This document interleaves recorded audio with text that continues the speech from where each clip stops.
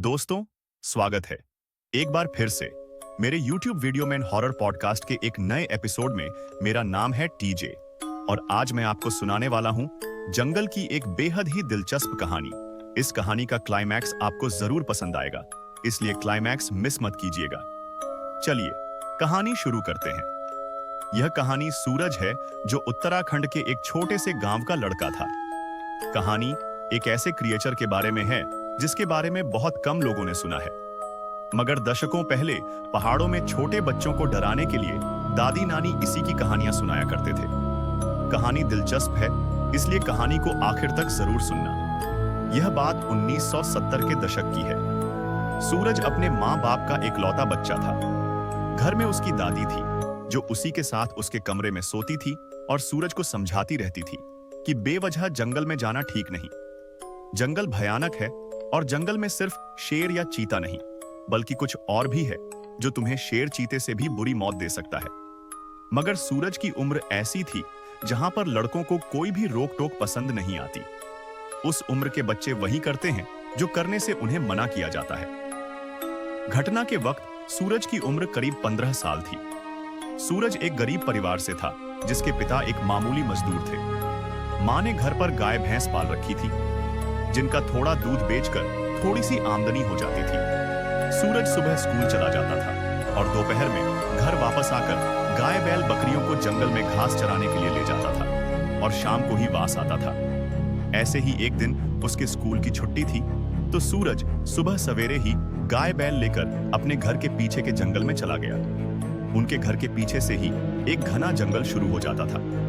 उस जंगल का नाम था मशान के जंगल। सूरज की दादी सूरज को हमेशा उस जंगल में जाने से मना किया करती थी, मगर सूरज था कि मानता ही नहीं था। उस दिन सूरज के साथ उसका एक दोस्त भी था, जिसका नाम महेश था। महेश सूरज की ही उम्र का था। सूरज और महेश दोनों मशान के जंगल में कंचे खेल रहे थे। तब उनकी गाय बैल बकरियां आसपास ही घास चर रहे थे। सूरज के दोस्त महेश के पास एक बड़ा सा कंचा था, एकदम पीला और बेहद ही आकर्षक सूरज। उससे वह कंचा जीतना चाहता था, इसलिए दोनों के बीच कंचों का एक जबरदस्त मैच चल रहा था। सूरज ने महेश से कई सारे कंचे जीत तो लिए, मगर महेश ने वह पीला वाला कंचा दांव पर नहीं लगाया। सूरज को मालूम था कि महेश जब सारे कंचे हार जाएगा, तभी वह पीला वाला कंचा दांव पर लगाएगा। इसलिए सूरज पूरी बारीकी के साथ निशाना लगाकर महेश से कंचे पर कंचे जीत रहा था। और फिर आखिर में वह वक्त आया जिसका सूरज को बेसब्र से इंतजार था। महेश सारे कंचे हार गया और आखिर में बचा वह पीला वाला कंचा। महेश ने वह कंचा भी दांव पर लगा दिया और सूरज ने एक सटीक निशाना लगाकर वह आखिरी कंचा भी जीत लिया।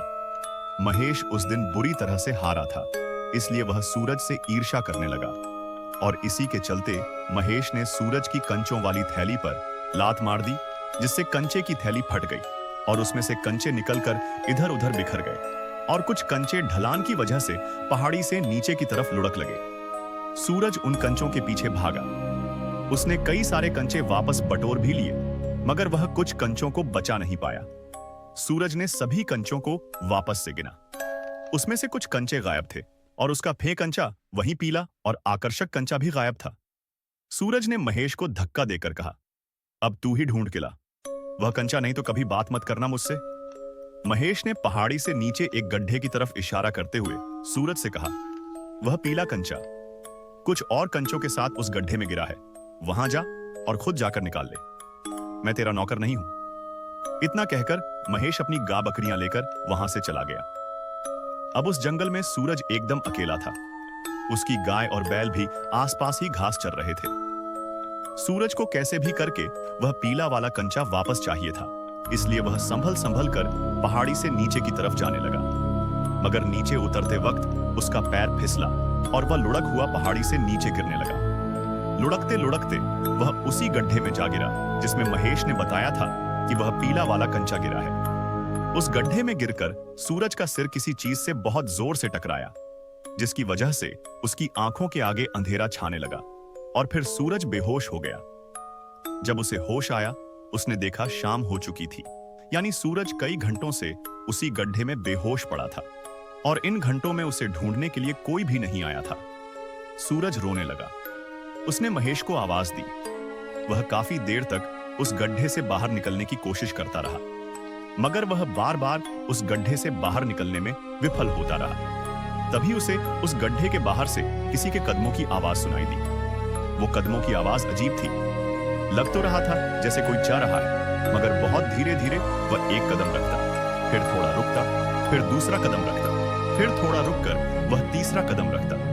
उस गड्ढे के बाहर कोई तो था जो बहुत ही धीरे धीरे मगर भारी कदमों के साथ उस गड्ढे के करीब आ रहा था। सूरज खामोशी के साथ उन कदमों की आवाज को सुन रहा था। उसे समझ नहीं आ रहा था कि उस गड्ढे के बाहर कोई इंसान है या जानवर या फिर कोई भूत। तभी वह कदमों की आवाज उस गड्ढे के एकदम करीब आकर रुक गई। चारों तरफ अंधेरा था, मगर आसमान साफ था। उसमें चमकते तारे सूरज को साफ नजर आ रहे थे। तभी सूरज को उस गड्ढे के किनारे पर से गड्ढे के अंदर कोई झांकता हुआ दिखाई दिया। वो किसी का सिर था जो उस गड्ढे के अंदर झांक रहा था। उसका सिर बहुत बड़ा था और बाल उलझे हुए जटाओं के समान थे, मगर अंधेरे की वजह से सिर्फ उसका साया दिखाई दे रहा था, मगर उसका चेहरा नहीं दिख रहा था। सूरज ने कांपती आवाज में पूछा, कौन है? तो गड्ढे के बाहर से एक मोटी भारी और खराश भरी आवाज आई, क। वो आवाज इतनी भयानक थी कि सूरज की रूह तक कपकप आ गई। कपाव का मतलब होता है खोपड़ी। जब सूरज ने कपाव शब्द सुना तो उसके रोंगटे ही खड़े हो गए। सूरज गड्ढे में दुपक कर ऐसे बैठ गया मानो जैसे उससे छुप रहा हो।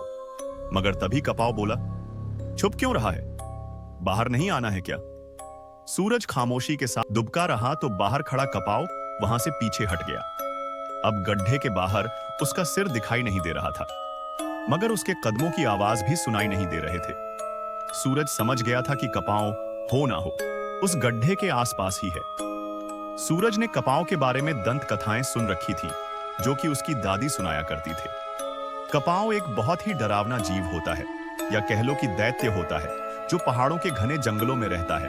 और ऐसा कहा जाता है कि कपा वह इंसानों की खोपड़ी खाता है, जंगलों में भटकते हुए मुसाफिरों के सामने।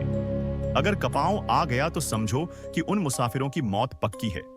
कपाव न खून पीता है न मांस खाता है। वह बस इंसान की खोपड़ी तोड़कर दिमाग का घोल बनाकर उसे पी जाता है।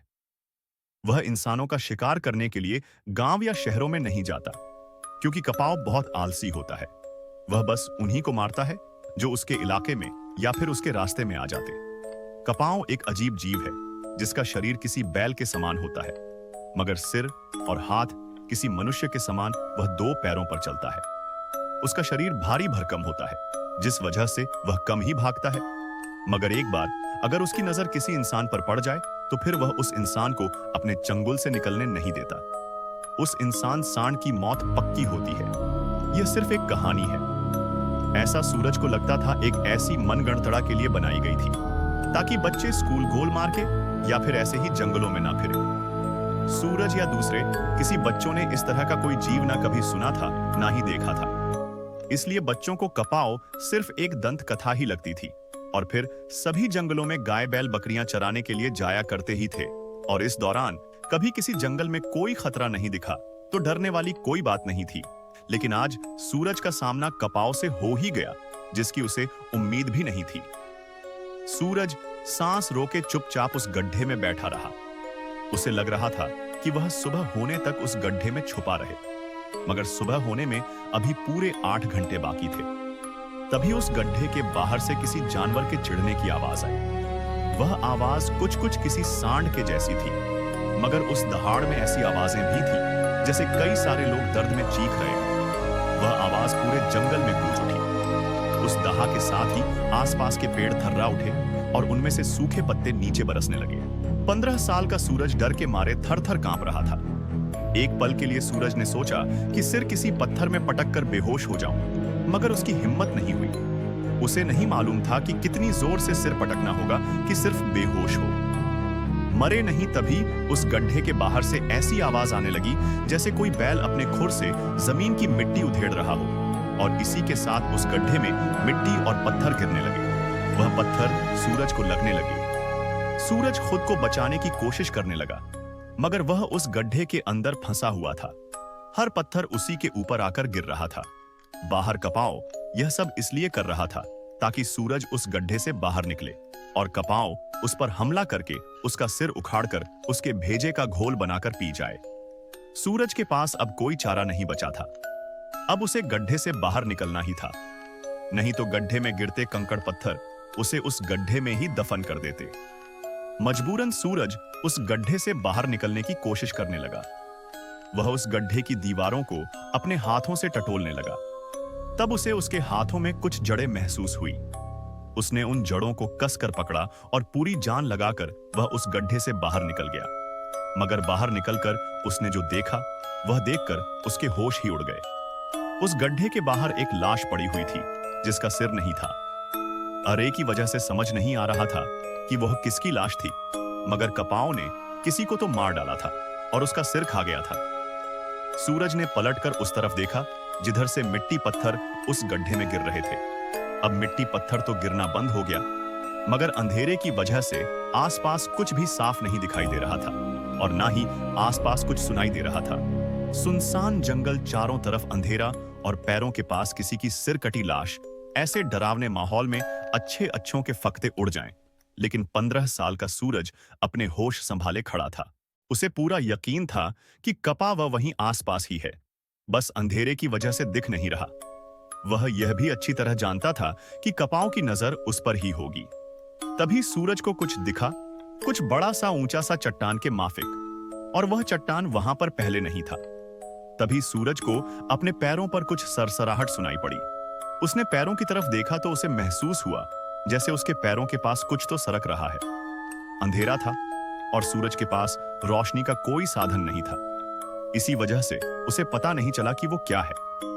एकाएक वह चीज हवा में उठती हुई सूरज की आंखों के एकदम सामने आई। सूरज सिर्फ एक काली परछाई ही देख पा रहा था और उस परछाई को देखकर उसे पता चल रहा था कि जैसे वह एक बड़ा सा नाग है। मगर कुछ पल बाद उसे एहसास हुआ कि वह नाग नहीं बल्कि एक पूंछ है। सूरज ने उस पूंछ के सोर्स को ढूंढा कि वो पूंछ किसकी है। तब उसने उस गड्ढे के दूसरी तरफ देखा जो एक काली सी चट्टान उसे पहले नजर आ रही थी।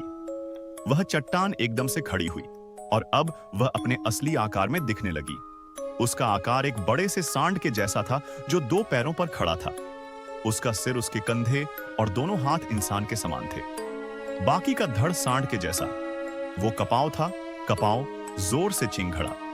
उस चीख से पूरा जंगल गूंज उठा और सूरज को दूर से आती एक रोशनी दिखाई दी। कोई हाथ में जलती मशाल लेकर बहुत तेजी से उस जंगल की तरफ आ रहा था। सूरज ने देखा वह मशाल पकड़े आदमी उस गांव वाले रास्ते में ही भागता आ रहा था, मगर वह बहुत तेजी से दौड़ रहा था। जब वह थोड़ करीब आया तब सूरज ने गौर किया कि उसके पीछे ढेर सारी बकरियां दौड़ती हुई आ रही हैं। जलती मशाल पकड़े वह शख्स जब सूरज के बिल्कुल करीब आया तब सूरज ने देखा कि उस आदमी का सिर नहीं था। वह एक सिर कटा था और ना ही उन बकरियों के सिर थे जो उस आदमी के पीछे पीछे दौड़ रही थी। वह बिना सिर वाला आदमी दौड़ता हुआ आया और उस गड्ढे के चक्कर लगाने लगा। जिस गड्ढे के एक तरफ सूरज खड़ा था और दूसरी तरफ कपाव जलती मशाल पकड़े वह सिर कटा। उस गड्ढे का चक्कर इतनी तेजी से लगा रहा था कि उस गड्ढे के चारों तरफ आग का एक सर्कल सा बन रहा था। बाकी वह बकरियां भागते हुए जंगल में बिखर गई। वह इधर से उधर भागने लगी। अब उस जलती मशाल की रोशनी में वह मशान जंगल पूरा जगमगा उठा था। उस रोशनी में सूरज कपाव को साफ देख पा रहा था। कपाव को देखकर सूरज की आंखें फटी की फटी रह गईं, क्योंकि कपाव के सिर की जगह महेश का सिर था। महेश सूरज का दोस्त, जिससे सूरज कंचे जीता था। सूरज वहां से भाग भी नहीं सकता था, क्योंकि गड्ढे के इस तरफ सूरज खड़ा था और गड्ढे के उस तरफ कपाव और उस जगह का गोल चक्कर लगा रहा था।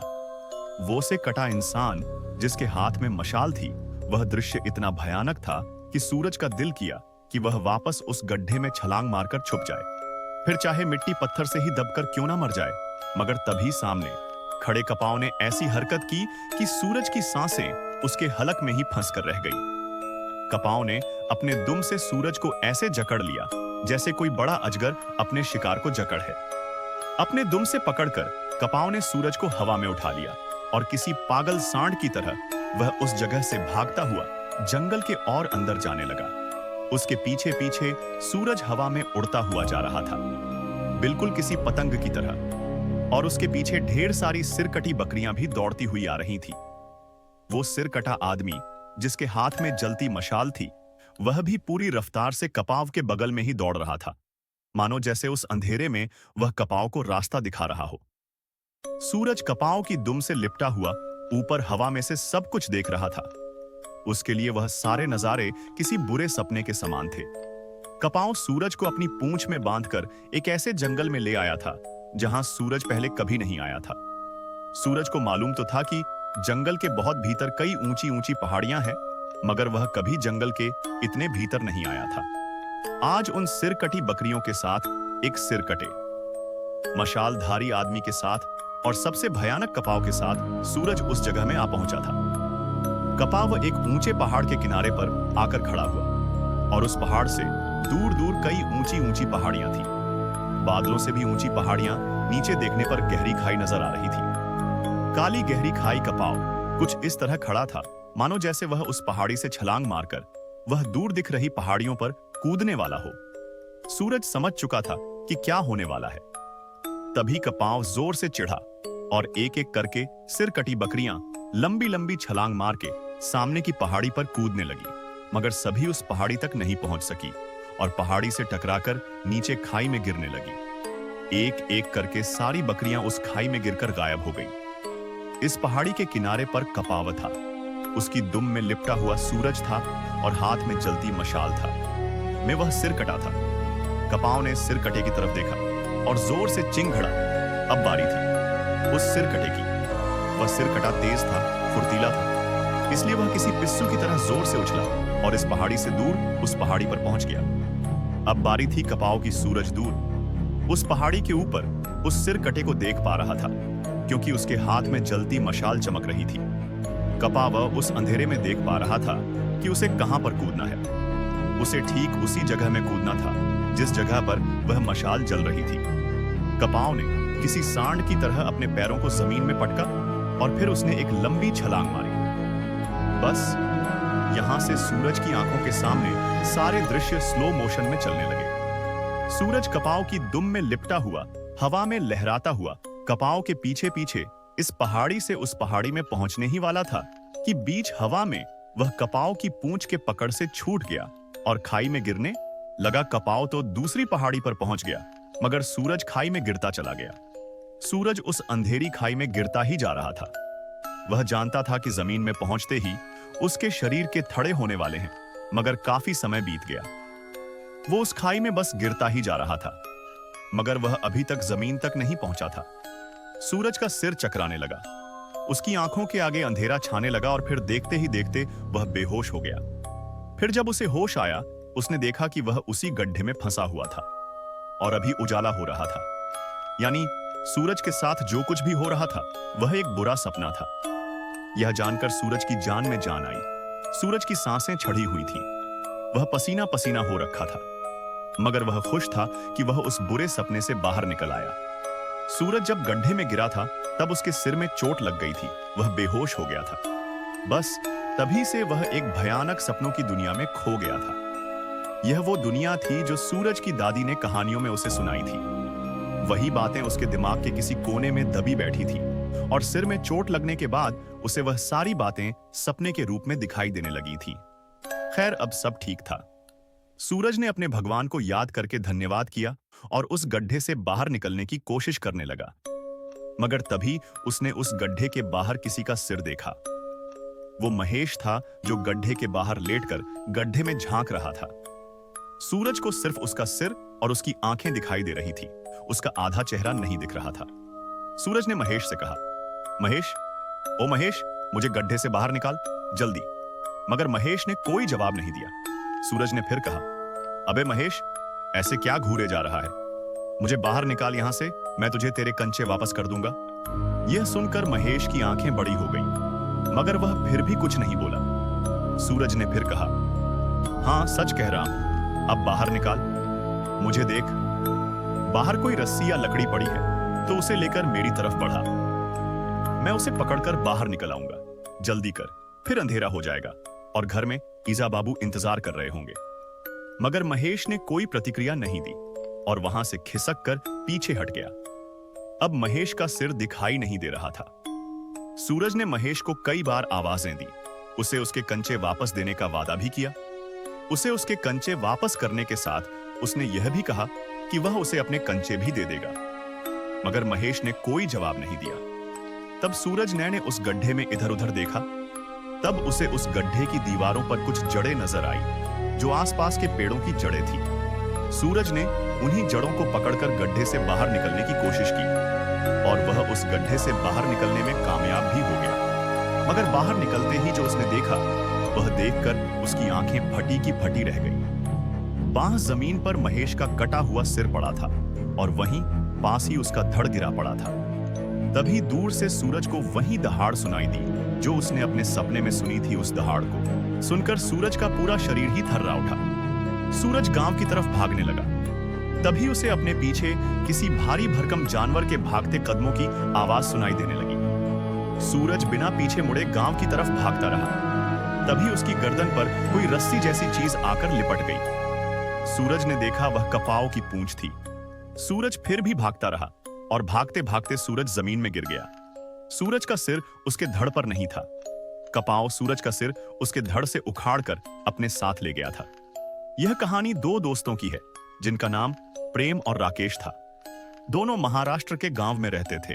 यह सन 1990 की बात है जब वह दोनों 119 साल के थे। दोनों पढ़ने में बिलो एवरेज थे। असल में दोनों का पढ़ाई में मन ही नहीं लगता था। दोनों को आवारागर्दी करने में ज्यादा मजा आता था। दोनों अक्सर गांव में घूमते रहते, कभी जंगल के पुराने मंदिर में जाकर गांजा फूंक तो कभी नदी किनारे पत्थरों में लेटकर धूप सेकते रहते। दोनों की जिंदगी बस कट रही थी। दोनों के माँ बाप किसान थे। खेतीबाड़ी से अच्छा अनाज हो जाता था। थोड़ा बेचते, थोड़ा अपने लिए रख लेते थे। राकेश और प्रेम का भी कोई बड़ा सपना नहीं था कि कोई बड़ी नौकरी करनी है। जब तक उनके बापू कमा रहे हैं तब तक खाएंगे, उसके बाद देख लेंगे वाली मेंटालिटी के थे दोनों पर। एक बार उनके साथ कुछ ऐसा हुआ जिससे उनका घर से बाहर निकलना, आवारा घूमना ही बंद हो गया। उसके बाद से दोनों अपने बापों के साथ खेत में जाते और खेती बाड़ी में हाथ बटाते। बात एक शाम की है। दोनों गांव के बाहर जंगल में एक दूजे के कंधे में हाथ डाले इधर उधर की बातें करते हुए भटक रहे थे। एकाएक प्रेम के दिमाग में एक फितूर आया। प्रेम ने राकेश से कहा, ओए सुन, जंगल वाले मंदिर में जो मूर्ति है उसे उठाकर शहर में बेच आते हैं। कुछ पैसे मिल जाएंगे तो एक मोटरसाइकिल ले लेंगे।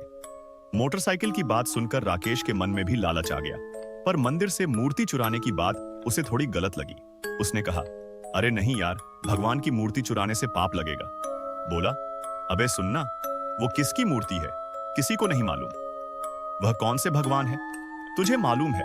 तूने कभी किसी को वहां उस मंदिर में पूजा करते देखा? कोई भी उस मंदिर में नहीं जाता। पता नहीं वह मंदिर है या ऐसे ही कोई मकबरा, कौन जाने। हम उस मूर्ति को उखाड़ कर बेच जाएंगे। कह देंगे कि जमीन से खोद के निकाली है, कोई भी यकीन कर लेगा। राकेश थोड़ा खामोश रहा। फिर उसे भी प्रेम की बात ठीक ही लगी, क्योंकि वह मंदिर के भगवान का था। उन्हें भी नहीं मालूम और ना ही उन्होंने कभी उस मंदिर में फूल चढ़े हुए देखे थे या धूप अगरबत्ती जलते देखी थी। इसलिए राकेश भी मंदिर से मूर्ति चुराने के लिए मान गया। वह दोनों उसी जंगल के और अंदर जाने लगे, क्योंकि मंदिर गांव से बहुत दूर जंगल के बहुत ही ज्यादा अंदर था। वह मंदिर असल में काफी खस्ता हाल में था। मंदिर की दीवारें काली पड़ चुकी थी। उस मंदिर के प्रांगण में बिछे पटाल भी समय के साथ साथ काले पड़ चुके थे, यहाँ तक कि उसके अंदर स्थापित मूर्ति भी काली थी। उस मंदिर तक जाने के लिए कोई रास्ता, कोई पगडंडी भी नहीं थी। ऐसा लगता था जैसे उस मंदिर के बारे में कोई जानता भी नहीं कि वहां उस जंगल में एक मंदिर है, या फिर शायद कोई उस मंदिर में जाना भी नहीं चाहता था।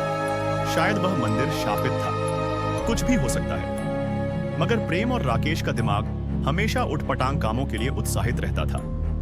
दोनों गांजा फूंक हुए मंदिर की तरफ चल दिए। जंगल के अंदर उस मंदिर से मूर्ति चुराने के लिए दोनों शाम के वक्त निकले थे, इसलिए मंदिर तक पहुंचने में दोनों को रात हो गई। प्रेम ने एक गिरे हुए सूखे पेड़ से एक सूखी लकड़ी ली और उसकी मशाल बनाकर उसे जला लिया और उस अंधेरे में रोशनी का जुगाड़ बना लिया।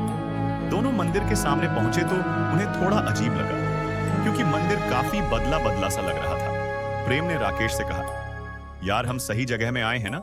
कहीं हमने कोई नया मंदिर तो नहीं ढूंढ निकाला? राकेश बोला। यार लगता है वही मंदिर है। वो देख दीवार के पत्थर के बीच छेद में तूने बीड़ी का बंडल छुपाया था। वो देख वो बंडल, वो रहा। प्रेम ने उस तरफ देखा जिधर राकेश इशारा कर रहा था। हाँ, वहां दीवार के बीच छेद में एक बीड़ी का बंडल छुपाया हुआ था। उस बीड़ी के बंडल को देखकर प्रेम को यकीन हुआ कि दोनों ठीक पते पर आए हुए हैं।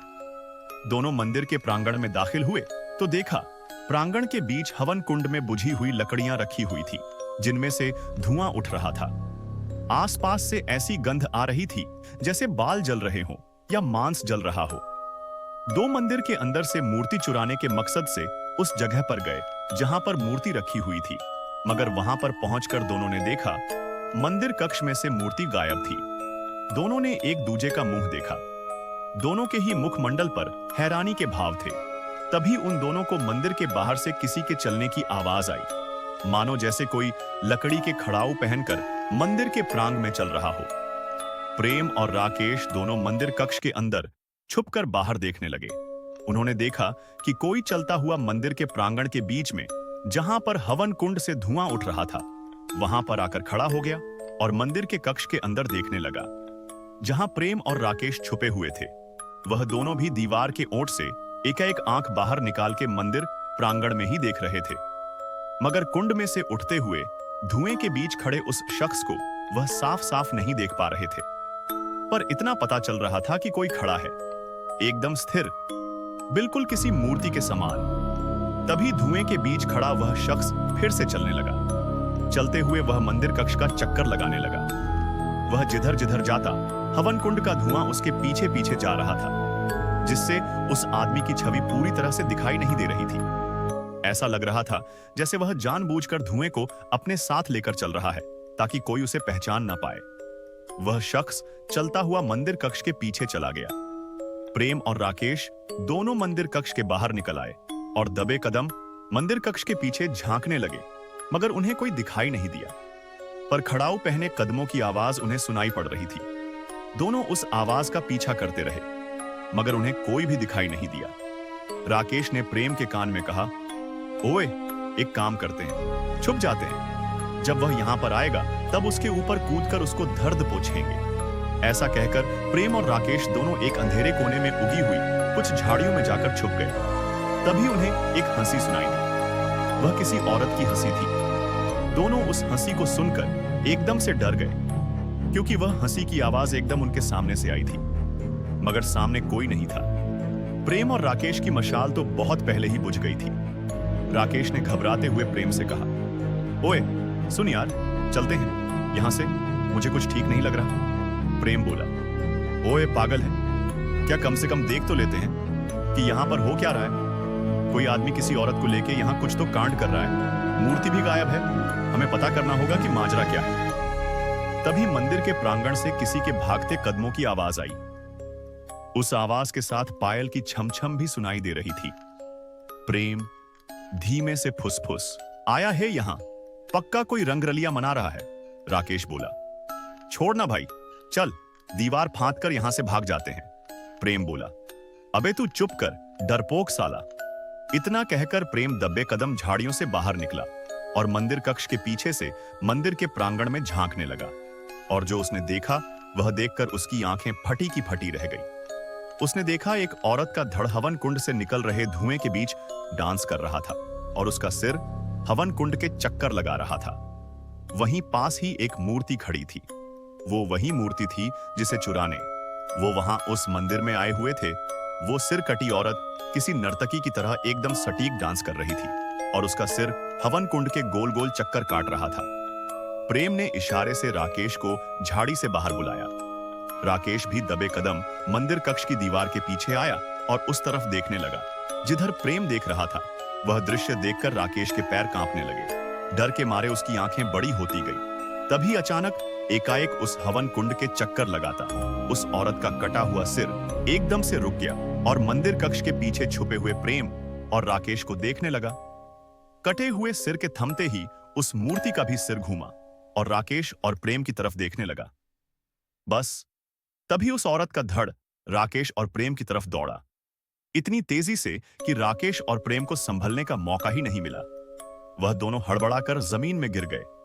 प्रेम खड़ा उठा, उसने राकेश को भी खड़ा किया और फिर दोनों वहां से भागने लगे और मंदिर की दीवार फांद के दोनों बाहर कूद गए।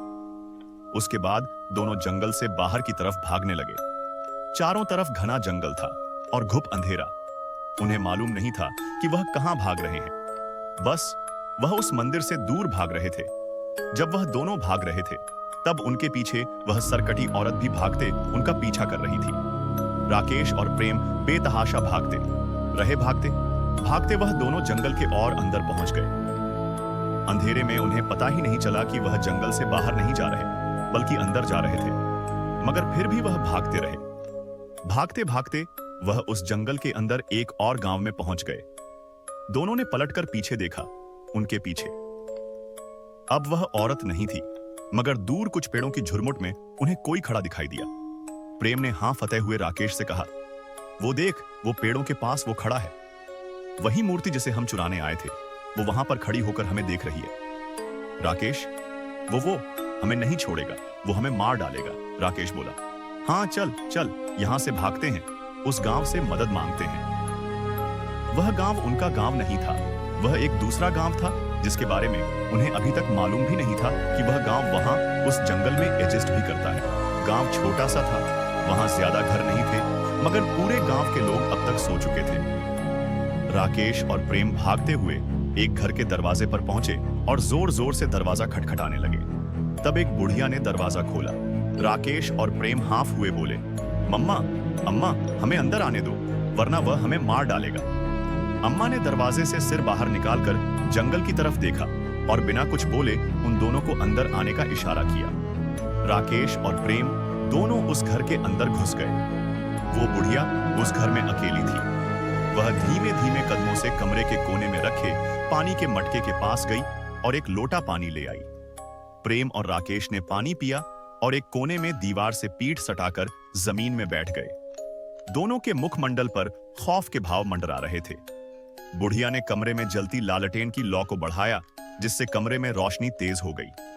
फिर उसने उन दोनों को ऊपर से नीचे तक घूरा और फिर थकी हुई सुस्त आवाज में बोली, क्या करने गए थे? इतनी रात में तुम दोनों वहां क्या? तुम्हें नहीं पता कि वह क्या है? राकेश और प्रेम दोनों ध्यान से उस बुढ़िया की बात सुनने लगे। वो बुढ़िया आगे बोली, तुम दोनों इस गांव के नहीं लगते, जरूर अंबोली के होगे। क्या तुम्हारे गांव में बच्चों को नहीं बताया जाता कि अंबोली के पीछे वाले जंगल में नहीं जाना? रात में तो बिल्कुल भी नहीं जाना। प्रेम बोला, अम्मा क्या है उस जंगल में ऐसा? और वह मंदिर, उस मंदिर में वह मूर्ति, वो चल कैसे रही थी? और वह सिर कटी औरत, उस मंदिर का क्या राज है? अम्मा, बुढ़िया बोली, वह सौमित्री है, नगवर बाली की पूजक और प्रेमिका। नगवर बाली एक राक्षस था, एक अय्याश, राक्षस हवस का भूखा। जंगल के बीच उसका घर था, जहां वह अपनी अय्याशियां किया करता था। मगर एक दिन भगवान ने उसकी अय्याश से तंग आकर उसे ऐसा श्राप दिया कि वह पत्थर का बन गया। तब उसकी एक प्रेमिका थी, शौ मैत्री। शौ मैत्री ने नग्न जीवित करने के लिए एक हवन का आयोजन किया। उसने अपनी खुद की बलि देकर नगवर बाली में जान तो फूंक डाली, मगर उसे पूरी तरह से जीवित नहीं कर पाई। नग गणेश्वर बाली के अंदर जान तो थी, मगर वह फिर भी पत्थर का ही था। नगणली आज भी हर रात उस मंदिर में भटकता हुआ दिख जाता है, मगर है वह आज भी पत्थर का ही। आज भी उसका मन बहलाने के लिए शौ मैत्री हर रात उसके खंडरई की तपस्या कब खत्म होगी, और जब खत्म होगी तब शायद नगवरली पूरी तरह से जीवित हो जाएगा। इतना कहकर वह बुढ़िया उठी और एक चटाई और एक पुराना सा कंबल लेकर आई और उन दोनों को देकर बोली, अब सो जाओ बच्चों, सुबह होते ही घर वापस चले जाना। और हाँ, अब जितना हो सके कभी अकेले या दोनों साथ में बाहर कम ही निकलना, और जंगल में तो भूल कर भी मत जाना बच्चों। अगर सौमित्री की नजर तुम पर पड़ गई तो वह तुम्हें उठाकर अपने साथ ले जाएगी, तुम्हारी बलि देकर नगणली को जिंदा करने के लिए। यह सुनकर प्रेम और राकेश के रोंगटे खड़े हो गए। उन दोनों ने कंबल ताना और कंबल के अंदर दुपक कर लेट गए, मगर उन्हें नींद नहीं आई। सुबह का उजाला होते ही दोनों तुरंत उस गांव से निकले और सीधे अपने गांव की तरफ भागे। उसके बाद से उनके दिमाग में उस बुढ़िया की बात घूमती रही। उन दोनों ने किसी को भी नग्न शवर बाली और सौमित्री के बारे में नहीं बताया, और ना ही उस मंदिर के बारे में। दोनों फिर कभी उस जंगल में नहीं गए। जंगल क्या दोनों का आवारा घूमना भी हमेशा के लिए बंद हो गया। दोस्तों, अगर आपको यह कहानी अच्छी लगी तो इस वीडियो को लाइक जरूर करें और अगर अभी तक आपने चैनल को सब्सक्राइब नहीं किया तो सब्सक्राइब कर लें। मेरे चैनल में इसी तरह की कई और दिलचस्प कहानियां हैं, उन्हें भी जरूर सुने मुझे, और इस कहानी को यहां तक सुनने के लिए आपका धन्यवाद।